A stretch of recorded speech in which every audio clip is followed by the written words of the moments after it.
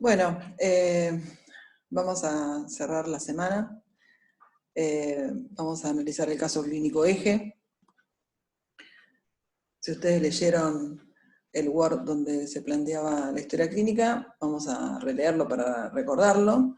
Es una mujer de 33 años, con antecedente de disnea episódica sibilante, con exacerbaciones más intensas en otoño y en invierno. Ella dice que aproximadamente duran una semana y tiene 2 a 3 episodios por año en la estación invernal. Lo que ella refiere como consulta es que presenta crisis diarias de disnea, dice que se despierta en la noche con estas crisis de disnea, que a veces se acompaña de tos, más o menos le pasa 2 a 3 veces por semana. Ella había encontrado como alguna asociación entre estos episodios, o empeoramiento de estos episodios, cuando se exponía al polvo cuando limpiaba y barría, si tenía algún conflicto emocional, digamos, si había alguna pelea familiar, por ejemplo, o durante el ejercicio. Y además tenía como antecedentes rinitis acuosa y obstrucción nasal, que también eran constantes en determinados momentos del año. Tenía 4 hijos y los hijos habían tenido episodios de broncoespasmo. En el examen físico, cuando llegó, presentaba una paciente que su impresión claramente parece una mujer sana. Era claro la presencia de bradipnea expiratoria, y una expiración prolongada, y a la ocultación sibilancias difusas. El resto del examen físico era normal. Por esta razón, se la mandó a que el neumonólogo le hiciera una espirometría. La espirometría, como yo les hablé, y seguramente dijo el doctor Subá, siempre se hace pre y post broncodilatadores. Los valores obtenidos fueron los siguientes. El B1 pre-broncodilatadores era de 2,14 litros, que esto corresponde a un 70% del predicho. La capacidad vital forzada era de 3,68 litros, que es un 95% del predicho. El tifenó 58%, y la pequeña vía aérea, que es el BEP 2575, de 1,17 litros, que es el 33% del predicho. Cuando digo predicho, estoy hablando del valor de referencia que tiene esta paciente para su sexo, edad, estatura y peso. Después esta maniobra se repite al posterior a la administración de broncodilatadores, y los resultados después o post broncodilatadores fueron un flujo expiratorio, un volumen expiratorio del primer minuto, un B1 de 2,54 litros, que es un 83% del predicho, una capacidad vital forzada de 3,78 litros, que es un 97% del predicho, una relación B1 capacidad vital forzada de 67, y la pequeña vía aérea, 1,73 litros, que es un 49% del predicho. Bueno, la primera pregunta, que me imagino que ustedes deben haber analizado durante la semana, es si la disnea es de origen cardíaco respiratorio. Siempre que un paciente tiene disnea, el médico en su cabeza, cuando está interrogando, ¿no?, empieza a imaginar o a pensar si el origen de este síntoma es el sistema respiratorio o el sistema cardiovascular. Para ello uno hace un montón de preguntas que nos permiten orientarnos hacia un lado y hacia el otro. Por ejemplo, ustedes ya en el primer parcial vieron todas las patologías cardiovasculares que son capaces de provocar disnea, entonces seguramente interrogan acerca de la presencia de factores de riesgo heterogénicos. Esto nos orienta a que la disnea es cardiovascular, o algún tipo de disnea que es muy característica de la enfermedad cardiovascular, como por ejemplo si el paciente se despierta de noche con disnea y tiene que sentarse, y con eso mejora, que es la disnea paroxística nocturna, que tiene una alta sensibilidad para el diagnóstico de insuficiencia cardíaca. O la presencia de antecedentes respiratorios, una paciente fumadora que cumple criterios de enfermedad pulmonar obstructiva crónica, o tiene antecedentes de asma, todas son cosas que nos orientan hacia un lado y hacia el otro mediante el interrogatorio, y por supuesto después el examen físico. Yo en el examen físico le encuentro incurgitación yugular, un tercer tono y edema, la disnea seguramente es de causa cardiovascular. Yo no le encuentro nada de esto, pienso, o algún hallazgo del examen físico, como la presencia de un tórax en tonel, o de dedos en palillo de tambor, me orienta más a que la disnea es respiratoria. En este caso, seguramente ustedes contestaron, esto de hablar yo sola y que no me respondan es difícil, esta clase que es más interactiva, pero bueno, me imagino que ustedes habrán pensado que el origen de esta disnea es respiratoria, ¿no? ¿Por qué? Primero por la edad de la paciente, es raro que una paciente de la edad que tiene ella tenga enfermedad cardiovascular, y por los episodios, ¿no? Los antecedentes de episodios previos de acompañarse ¿no? de rinitis acuosa, y de estos episodios que se repiten en el tiempo, en el año, y frente a determinados factores. Bueno, después uno se pregunta, bueno, esto es respiratorio, entonces, ¿qué tipo de patología tiene? ¿Restrictiva o obstructiva? Esa es la segunda pregunta que me hago, y en esto es muy importante cuando yo evalúo y veo el patrón ventilatorio que tiene el paciente. ¿Se acuerdan que dijimos?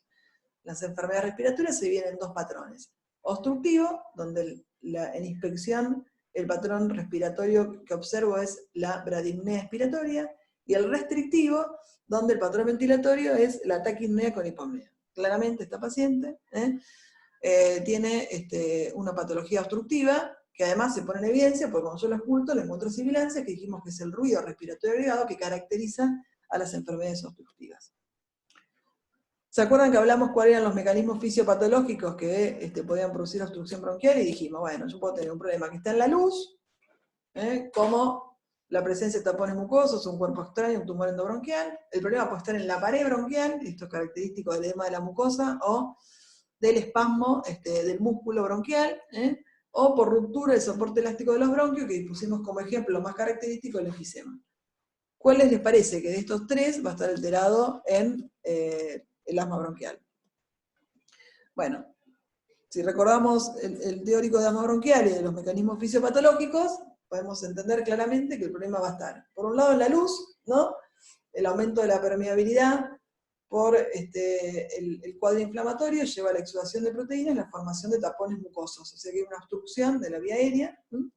Y por otro lado, este cuadro inflamatorio va a producir edema de la pared y la liberación de un montón de interleuquinas y demás que producen constricción del músculo liso. O sea que el problema va a estar en la luz y en la pared. Yo creo que en algún momento de lo teórico lo hablamos, pero ¿cuál es el significado diagnóstico, ¿no? de ocultar sibilancias limitadas en una sola región del tórax? Y esto se asocia un poco con el teórico anterior de la telectasia obstructiva. Si yo encuentro sibilancias solo en una región del tórax, y este paciente además presenta neumonías a repetición en el mismo lugar, yo tengo que sospechar que el paciente tiene una obstrucción de ese bronquio, o presupone parcial, por un tumor o por un cuerpo extraño. No hace mucho, creo que hará 2 o 3 cursadas, en la cama, justo, por suerte a veces coinciden los pacientes cuando uno está dando el teórico, sino muchas veces en la cursada, justo cuando están ustedes leyendo o analizando algún tema de medicina interna, no coincide que justo haya un paciente internado con las mismas características. Pero ese año coincidió que en la semana del paciente con dificultad respiratoria se internó en la cama 7 del piso 11 un señor, que era la tercera vez que se internaba por una neumonía en el lóbulo superior derecho. No es la placa que les mostré, pero se ocultaban sibilancias solo en esa región. Y bueno, finalmente la tomografía mostraba la telectasia, no se veía nada más que otra cosa que eso, y el hecho de que haya tenido 3 lesiones en el mismo lugar, se le solicitó una fibrobroncoscopía, y mediante la fibrobroncoscopía se encontró el tumor endobronquial, y la biopsia se hizo el diagnóstico de un tumor broncogénico. Bueno, y la otra cosa que también hablamos era qué ocurría, cuál era la importancia de que un paciente que viene con crisis asmática, que consulta por disnea, está taquipneico, yo le oculto sibilancias, lo vuelvo a evaluar a los 15 o 20 minutos y el paciente está peor en la dificultad respiratoria, pero desaparecieron las sibilancias. Digo, bueno, no, entonces está mejor porque no escucho más sibilancias. No, la respuesta es no, está peor. Porque que desaparezcan las sibilancias significa que ya no le entra aire. Y esto es inminente al paro respiratorio. Y esto también es característico que ocurre en la crisis asmática por la presencia de tapones mucosos, ¿no? Con atelectasias secundarias. ¿Se acuerdan cuando hablamos del teórico, en el teórico de síndromes obstructivos, que aparecía siempre el término de asma bronquial, y yo dije, ¿el asma bronquial existe? ¿Mm? Y el prototipo de esto es la enfermedad de la válvula mitral. Un paciente con insuficiencia cardíaca puede tener sibilancias, o roncus en la auscultación. ¿Y cuál es el mecanismo fisiopatológico? ¿Por qué se produce? Bueno, está bien, acá es aburrido porque yo le doy la respuesta, porque yo siempre le pregunto, ustedes contestan, y en general contestan cosas que uno trata de razonar, pero que no son. Me dice, bueno, si tengo edema en el intersticio, me obstruye los bronquios, y no, esa no es la respuesta. Vamos a tratar de identificar la respuesta con este algoritmo, con esta secuencia de hechos que ocurren en un paciente que tiene insuficiencia cardíaca.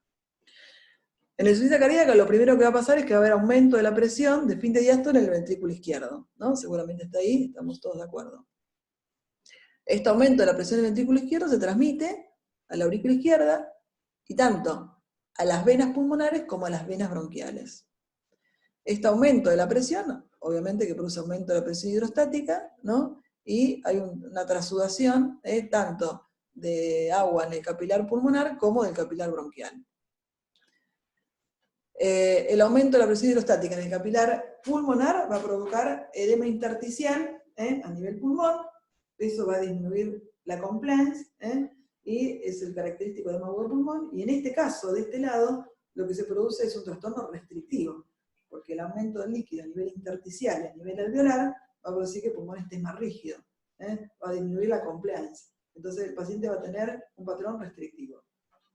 Pero ustedes saben que las venas bronquiales es el zoom fisiológico y terminan directamente en la aurícula izquierda, ¿no? No participan de la hematosis.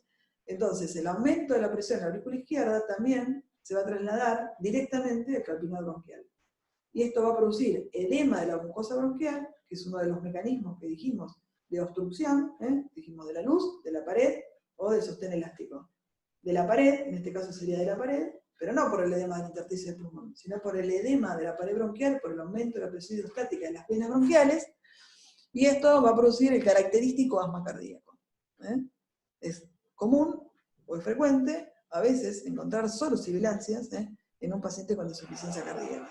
Y esto es muy característico de la estenosis mitral, ¿no? Porque ustedes saben que la estenosis mitral va a estar respetado el ventrículo izquierdo, y son las mega aurículas, las grandes aurículas, con presiones muy elevadas en la aurícula izquierda. Entonces lo primero que puede aparecer es la presencia de sibilancias. Yo siempre cuento un caso clínico que tuvimos una señora de 80 años que consultaba por disnea, y la estaban viendo acá en el hospital, a la auscultación tenía sibilancias, y la seguían acá por la presencia de sibilancias la sección de neumonología del hospital. Uno de los controles la encuentran desaturando, y bueno, cuando baja la guardia le hacen una placa de tórax y la paciente tenía signos de redistribución de flujo, de insuficiencia cardíaca. A la auscultación había sibilancias, pero también ya aparecieron rales crepitantes. Y a la auscultación cardíaca no se auscultaba nada, ningún soplo, ni un tercer tono, ni nada. Bueno, la empezamos a estudiar porque nos parecía que tenía insuficiencia cardíaca, y el ecocardiograma Doppler nos mostró la presencia de una estenosis mitral severa, muy calcificada, y eso se llama estenosis mitral áfona, porque no se ausculta. Como la válvula está muy calcificada, está rígida y no suena. Y esta es una patología que ustedes se van a enfrentar, porque la causa de esto es degenerativa, ¿no? Las calcificaciones de la válvula con la prolongación de la vida es una patología cada vez más frecuente, es una epidemia, ¿no? La valvulopatía aórtica mitral. Y bueno, en el caso de la mitral, se comporta como una estenosis mitral áfona. El diagnóstico lo dio el Doppler, la señora nunca tuvo asma, y lo que tenía era un asma cardíaco, no un asma bronquial. Bueno, y ahora por último, vamos a tratar de analizar estos 3 casos clínicos, y ustedes lo van a tener que relacionar, me imagino que ya lo hicieron, con el cuadro. ¿A qué se corresponde esta alteración del intercambio gaseoso con el paciente analizado? El paciente 1 es un señor que cursa un postoperatorio, una cirugía de cadera, se levanta al tercer día, precozmente ya lo hace caminar el traumatólogo, y refiere disnea súbita. El segundo paciente, ya me imagino que ustedes en su cabeza, le digo postoperatorio de cadera, disnea súbita y se tienen que imaginar la diapositiva que les mostré de la señora que nos llamaron de traumato por disnea súbita, que tenía una simetría muy marcada, ingurgitación y tumefacción de ese miembro inferior por una trombosis venosa profunda, o sea que rápidamente postoperatorio de cada disnea súbita le tiene que venir a la cabeza el tromboembolismo de pulmón. El segundo paciente es un chico joven de 41 años, asmático, que concurre a la guardia, ya tiene disnea de 24 horas de evolución, el paciente ya cuando habla tiene la palabra entrecortada, al examen físico se le encuentra cianosis, y mala mecánica respiratoria, tiraje, y él manifiesta estar cansado. Esta es una crisis asmática avanzada, ¿no? Y el tercero es un chico, sí, muy joven, de 22 años, deportista, que concurre a la guardia porque tiene una disnea de 2 horas de evolución, que se inició cuando empezaba a hacer ejercicio, y yo lo oculto roncos y sibilancias. Bueno, ahora vamos a analizar el estado ácido-base.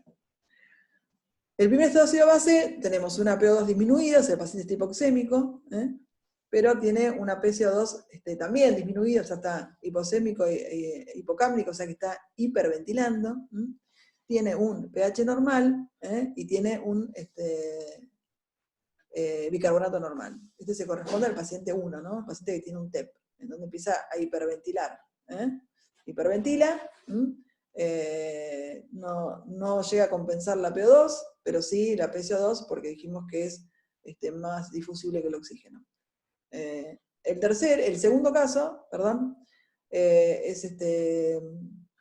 tiene una PO2 normal, una PCO2 disminuida, hipocámnico, un pH normal y un bicarbonato normal. Bueno, esto es un inicio, ¿no?, de una crisis asmática y se corresponde con el paciente 3, donde la hiperventilación inicial compensa la hipoxemia, produce hipocapnia, y esto se correspondería con el paciente 3. Después el último, tenemos una PO2 disminuida, o sea, está hipoxémico, una PCO2 aumentada, está hipercámnico, este paciente está en insuficiencia respiratoria, está acidótico, tiene un pH de 730, y el bicarbonato está normal, o aumentado, o puede estar incluso disminuido si esto tiene mucho tiempo de evolución, ¿no? Y también agregamos una acidosis metabólica secundaria a la acidosis láctica por la hipoxia tisular. Pero bueno, claramente se corresponde con el paciente 2, ¿no? Es una crisis asmática avanzada. Bueno, con esto terminamos y hoy a las 4 de la tarde vamos a tener una reunión Zoom presencial donde cada comisión va a tener un representante donde me pueden hacer todas las preguntas que les generen dudas, si puedo, se las aclararé.